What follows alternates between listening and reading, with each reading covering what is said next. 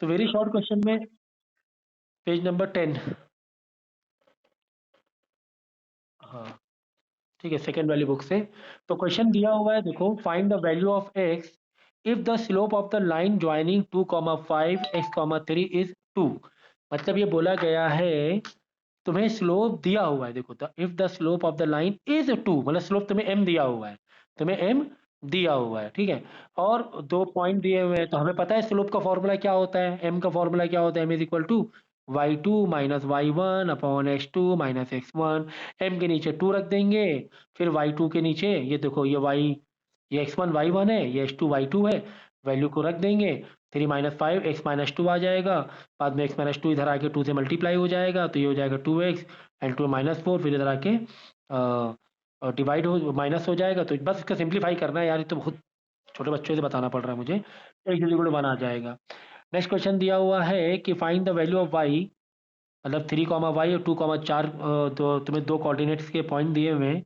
If the parallel line joining this and this, और एक parallel line भी है, तो पैरेलल लाइन है एक, और एक और, यानी दो लाइन है, दोनों के दो दो, मतलब दोनों के कोऑर्डिनेट दिए हुए हैं, और उसी कोऑर्डिनेट्स में कोई अननोन तुम्हें वैल्यू नहीं पता है।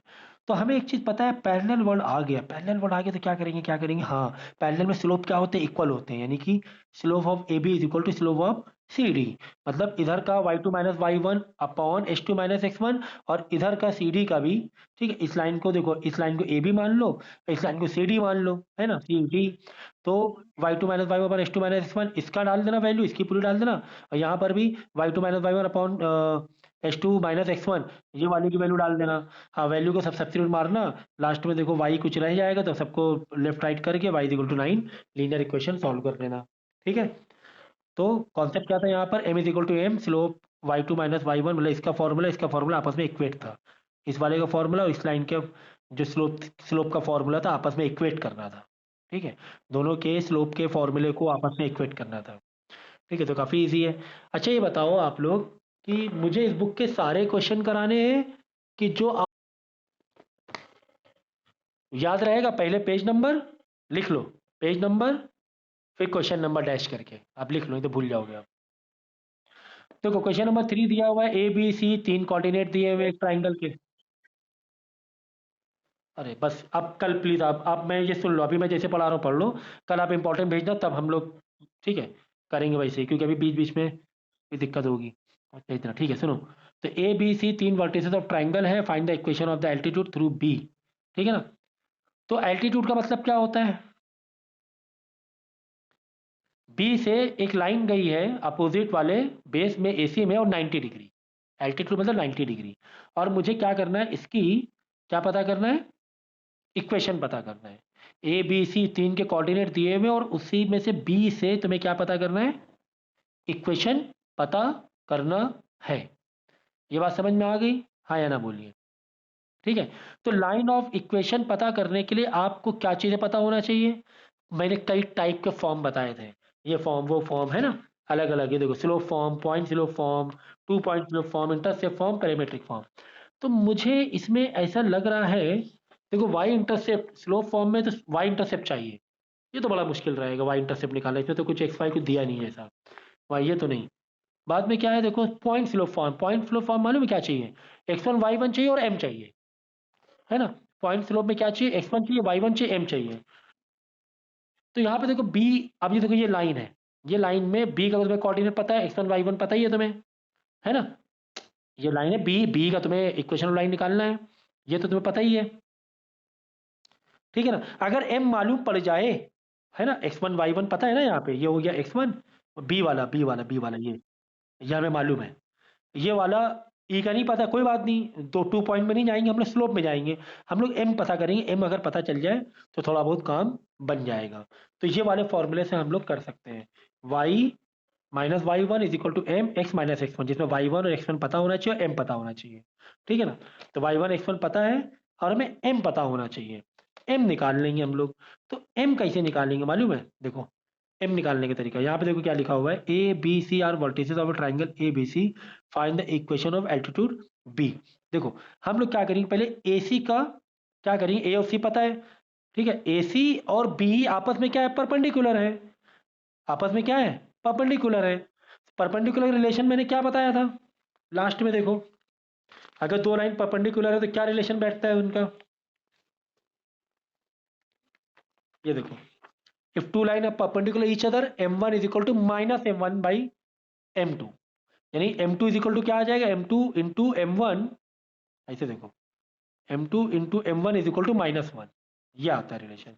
हम यहां से m1 निकाल लेते हैं ना, एक लाइन का स्लोप निकाल लेते हैं, चाहे उसे m2 का हो चाहे उसे m1 का हो, कुछ भी कहो, एक लाइन का स्लोप निकाल लेंगे तो दूसरे लाइन का तो मालूम पड़ जाएगा, है ना, m1 को उधर भेज देंगे तो मालूम पड़ जाएगा। तो एक लाइन का स्लोप हम लोग निकाल लेंगे। एक लाइन का स्लोप कैसे निकालेंगे, एसी का निकाल लेंगे, क्योंकि एसी और बी आपस में परपेंडिकुलर है। एसी का स्लोप कैसे निकलेगा सर, एसी के स्लोप में ए का भी पॉइंट दिया हुआ है x1 y1 और सी का भी दिया है x2 y2, तो क्या करेंगे, एसी का स्लोप निकालने के लिए y2 minus y1 upon x2 minus x1, मतलब ए के कोऑर्डिनेट और सी के कोऑर्डिनेट से, समझ गए ना, यहाँ पे दे दिया x1 y1 x2 y2, क्या करेंगे y2 minus y1 upon h2 minus x1, तो स्लोप आ जाएगा 5/12। तो एक का स्लोप आ गया 5/12, तो बी का स्लोप क्या आ जाएगा, तो बी का स्लोप भाई m1 आ गया समझो 5/12, 5/12 और m2 is equal to -1/m1, तो -1/5/12, 5/12 को रेसिप्रोकल करेंगे तो 12/5 हो जाएगा, माइनस का तो माइनस का 12/5 आ गया दूसरी वाली लाइन का स्लोप। ठीक है, इस लाइन का बी के परपेंडिकुलर थे, अगर पैरेलल होता तो सेम होता, बिल्कुल सेम होता, 12/5 12/5 5/12 5/12 ही होता अगर पैरेलल होता, लेकिन परपेंडिकुलर थे आपस में। ठीक है ना, तो बस एम आ गया, बस अब ये एम मालूम पड़ गया, एक्स बी का तुम्हें x1 y1 मालूम ही है, बी वाले का x1 y1 तुम्हें मालूम ही है। ठीक है, तो इसी वाले फॉर्म में लिख देंगे, देखो ऐसे y माइनस y1, मतलब बी वाले का कोऑर्डिनेट पता ही है y1 is equal M, M अभी पता किया है, माइनस का 12/5 x माइनस x1, x1 हमें मालूम ही है बी का। ठीक है ना, और एक्स वाई वैसे ही रखना है, एक्स वाई के फॉर्म में तो दिखाना ही है, बस इसको सिंप्लीफाई कर देना, अंदर मल्टीप्लाई करा के और इक्वेशन ऑफ लाइन निकल आएगी, आपको इधर भेज देना 12x प्लस 5/3 निकल आएगी। क्वेश्चन नंबर बोलिए अच्छा, जल्दी से।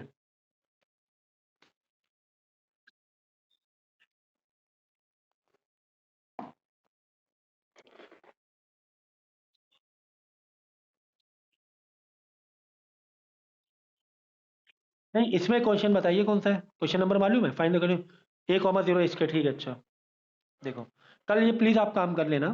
ठीक है, अगला क्वेश्चन दिया, find the condition for the, हाँ, फाइंड द कंडीशन फॉर, हाँ स्ट्रेट लाइन तो भेज ही देना, find the condition for point A comma zero H comma के, यानी कि x1 y1 x2 y2 दिया हुआ है, एंड जीरो कॉमा बी, तीन पॉइंट में दिए हुए हैं, ठीक है, x3 y3 भी दिया हुआ है, where A B not equal to zero to be collinear, collinear के लिए कंडीशन क्या तुम्हें होनी चाहिए कोलिनियर के लिए।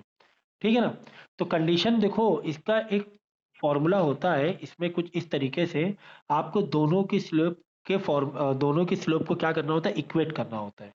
ठीक है, दोनों के स्लोप को क्या करेंगे हम लोग, इक्वेट, पहले इक्वेट करके देखेंगे, अगर कोलिनियर है तो दोनों के स्लोप क्या होंगे, सेम आ जाएंगे, है ना।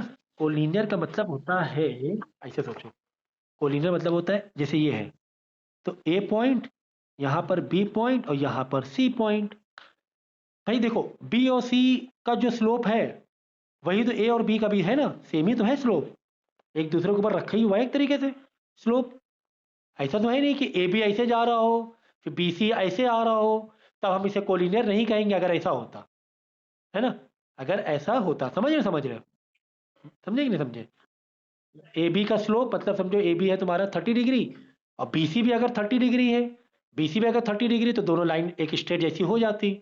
अब ए बी तो तुम्हारा 30 डिग्री है ऐसे, और बी सी है 60 डिग्री ऐसे है और ज़्यादा एंगल है, तो यानी कोलिनियर हुआ ही नहीं। कोलिनियर मतलब स्ट्रेट लाइन, स्ट्रेट मतलब दोनों के स्लोप क्या होने चाहिए, ए बी का स्लोप और बी सी का स्लोप सेम होना चाहिए, दोनों की वैल्यू सेम होनी चाहिए। तो वही हमने किया, स्लोप ऑफ ए बी और स्लोप ऑफ बी सी।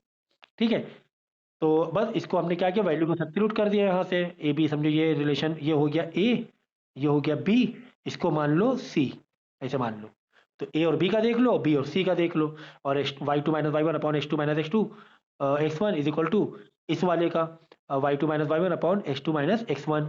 ठीक है, इसका इसका इसका करना है माइनस माइनस करके, फिर इसका और इसका करना है, ठीक है ना, पहले इन दोनों का कर लेना, फिर इन दोनों कर लेना ऐसे, बस चेक कर लेना, क्रॉस मल्टीप्लाई करना, सिंप्लीफाई करना, और required condition is equal to, मतलब वन, आपको वन लेकर आना है, ठीक है, तो ये कंडीशन आ जाएगी, एक तरफ वन रखना, बाकी सबको अदर साइड भेज देना, तो ये रिक्वायर्ड कंडीशन आ जाएगी। क्यों? क्योंकि ये क्या तुम्हें एक इक्वेशन ऑफ लाइन नहीं दिख रहा है?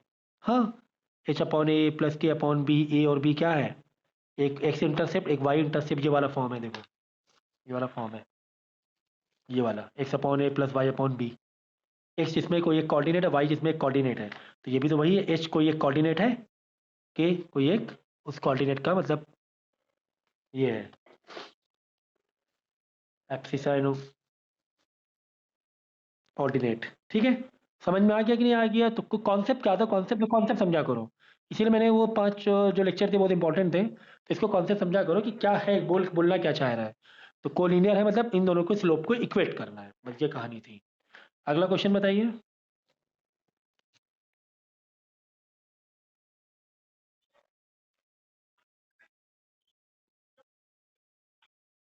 एक मिनट,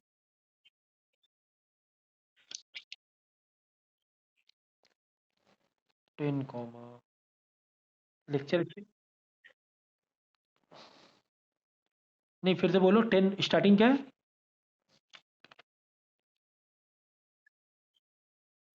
10,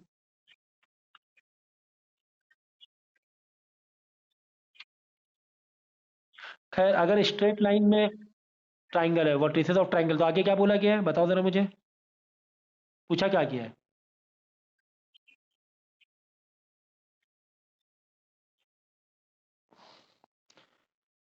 ठीक है, तो उसमें पहले क्या करना है आपको, बी से एल्टीट्यूड मतलब वही 90 डिग्री स्लोप सेम है, यही वाला है, एग्जैक्ट यही है, यही है, ए बी सी के तीनों के ये दिए हुए हैं तुम्हें कोऑर्डिनेट।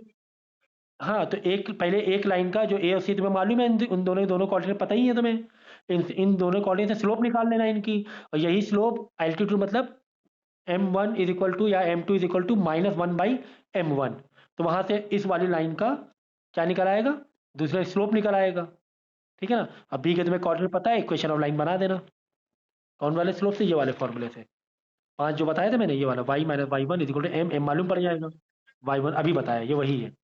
तो खैर अब क्या करो मालूम है, अभी क्योंकि लेक्चर में है ना